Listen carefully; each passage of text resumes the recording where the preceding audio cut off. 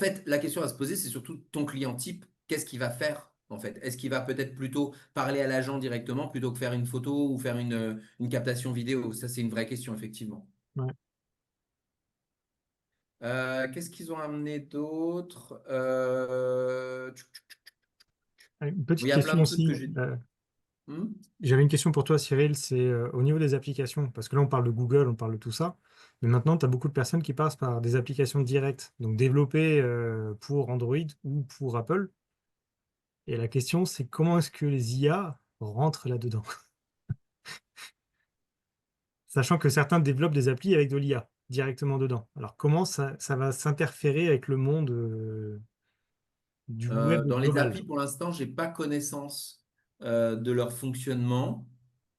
Euh, En fait, se pose la question, c'est toujours pareil. Qu'est-ce qu'elle irait chercher dans les applications en question? Est-ce que ce sont des datas personnelles sécurisées ou est-ce que ce sont tu vois, des éléments qui sont ouverts à tous? C'est plus des éléments un peu ouverts à tous. Si tu veux, maintenant tu as des applications où tu peux imaginer, par exemple, tu prends Le Bon Coin. Le Bon Coin, tu passes par le site web, mais tu passes aussi par l'application. Donc Oui, mais après, l'application est donc un miroir du site web.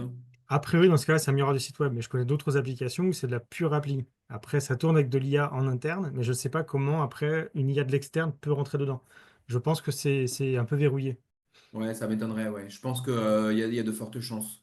Parce que je vois pas l'intérêt qu'auraient des startups qui vendent une appli à ce que l'IA rentre dedans. Enfin, après avoir, hein, peut-être qu'il y aura des solutions, mais pour l'instant, je suis pas sûr.